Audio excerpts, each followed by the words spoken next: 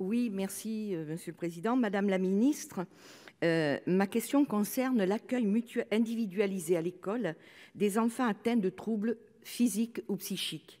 La circulaire ministérielle du 10 février 2021 précise que l'accueil de ces enfants s'étend dorénavant au temps périscolaire et qu'il revient à la collectivité concernée d'assurer sa mise en œuvre.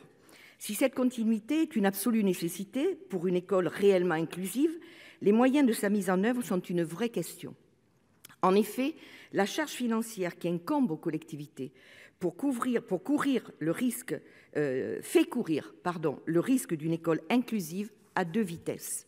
Les communes qui ont accepté la mise en place de ces dispositifs d'accueil dans leurs écoles, au sein desquelles sont scolarisés des enfants orientés par les services de la MDPH ou les services de l'éducation nationale, n'ont pas le choix de l'affectation.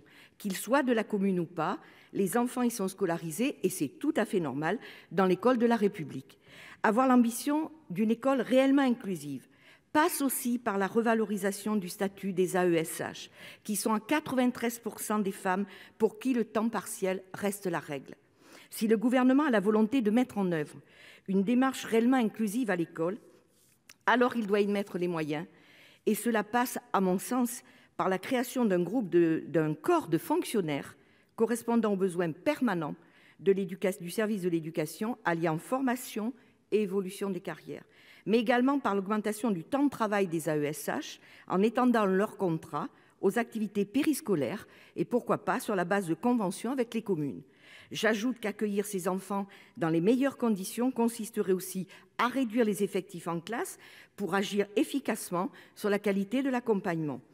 Pour prendre en compte les impacts de ces dispositifs sur les collectivités concernées, quelles mesures le Gouvernement entend-il mettre en œuvre pour les accompagner dans le déploiement des moyens scolaires et périscolaires adaptés aux besoins spécifiques de ces élèves et ainsi garantir bien évidemment l'égalité d'accès à l'enseignement public?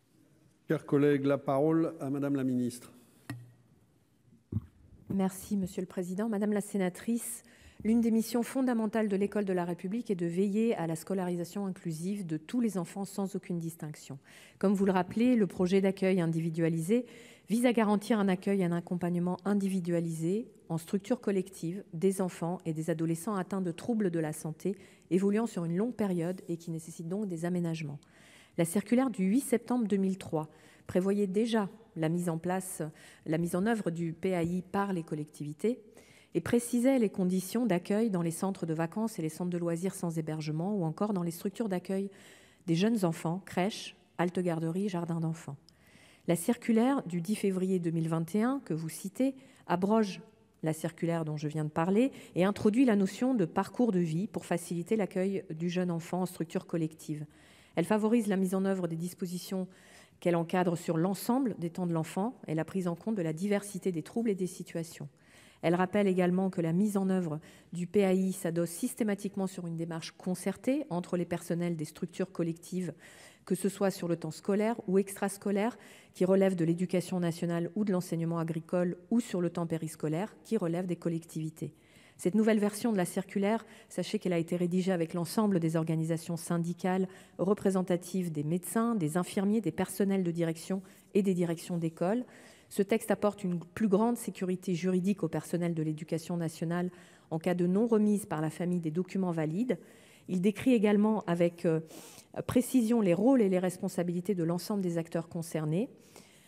Les directeurs d'école, en lien avec l'inspecteur de l'éducation nationale, les chefs d'établissement et les responsables des collectivités, organisent l'information à destination de l'ensemble de leur personnel concerné afin d'expliciter les traitements et les gestes à prodiguer aux enfants atteints de troubles de la santé. Notre mission, je le réaffirme, est d'assurer une scolarisation inclusive de tous les enfants sans aucune distinction. Merci.